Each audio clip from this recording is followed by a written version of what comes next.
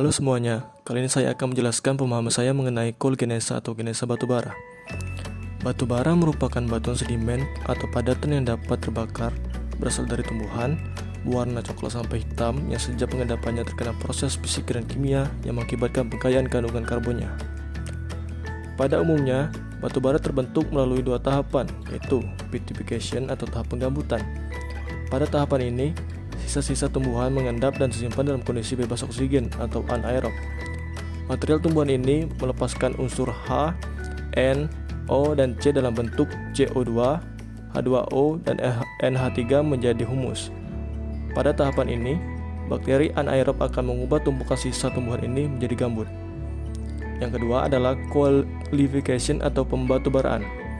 Pada tahapan ini, endapan batubara terus mengalami pembebanan atau tekanan hingga semakin menumpuk dan memadat. Tahap ini merupakan gabungan dari proses biologi, kimia, dan fisika.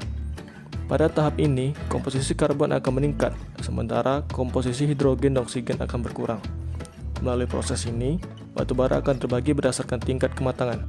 Secara umum, pembentukan batubara dipengaruhi oleh lamanya waktu pengendapan, tekanan yang sangat tinggi, serta temperatur atau suhu yang sangat tinggi. Selanjutnya, berdasarkan tingkat proses pembentukan yang dikontrol oleh tekanan, panas, dan waktu, batubara umumnya dibagi dalam 5 kelas, yaitu antrasit, bituminus, subbituminus, dan lignit. Antrasit adalah kelas batubara yang tertinggi dengan warna hitam berkilauan atau kilap metalik. Batubara ini mengandung unsur karbon antara 86% sampai 98% dengan kadar air kurang dari 8%. Batubara ini digunakan untuk keperluan industri.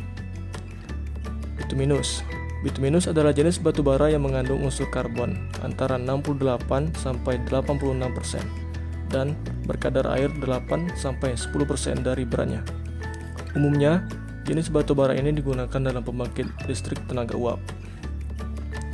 Subbituminus merupakan batubara yang mengandung sedikit karbon dan banyak air, dan oleh karenanya, sumber panas yang dihasilkan saat pembakaran kurang efisien dibandingkan dengan bituminus. Batubara ini umumnya digunakan sebagai pembangkit listrik tenaga uap. Subbituminus juga merupakan sumber bahan baku yang penting dalam pembuatan hidrokarbon aromatis dalam industri kimia sintetis.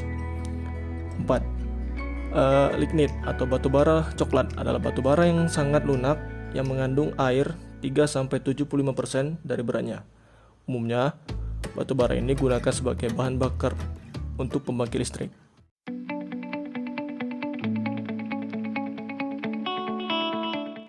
Teori pembentukan batubara yang pertama adalah teori in situ. Menurut teori ini, batubara terbentuk dari tumbuhan atau pohon yang berasal dari hutan di mana batubara tersebut terbentuk. Batubara yang terbentuk di daerah ini biasanya terjadi di hutan basah dan berawa. Menurut teori ini, batubara terbentuk dari saat tumbuh-tumbuhan roboh dan mati yang kemudian tenggelam dalam rawa tersebut kemudian tertutupi oleh material sedimen dan mengalami pembusukan dalam waktu yang lama. Selanjutnya, mengalami proses pembatubaraan atau qualification. Batubara yang terbentuk menurut teori ini biasanya memiliki penyebaran yang luas dan merata, memiliki kualitas yang baik karena sedikit mengandung material pengotor dan juga kadar abunya relatif lebih kecil. Yang kedua, teori drift.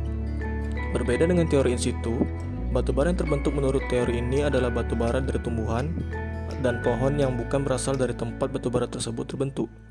Menurut teori ini, batubara terbentuk saat tumbuhan mati yang kemudian mengalami transportasi oleh air dan kemudian terendapkan dan terakumulasi oleh lapisan sedimen yang kemudian mengalami proses pembatubaraan atau qualification.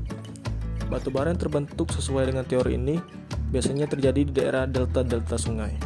Batubara yang terbentuk menurut teori ini cenderung mempunyai penyebaran yang tidak luas dan merata, dengan ciri-ciri yaitu memiliki lapisan batubara yang tipis, tidak menerus atau splitting, memiliki banyak lapisan atau multiple seam.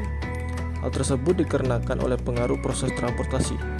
Selain itu, kualitas batubara yang dihasilkan juga kurang baik karena mengandung banyak pengotor atau kandungan abu cenderung tinggi yang disebabkan oleh selama proses transportasi.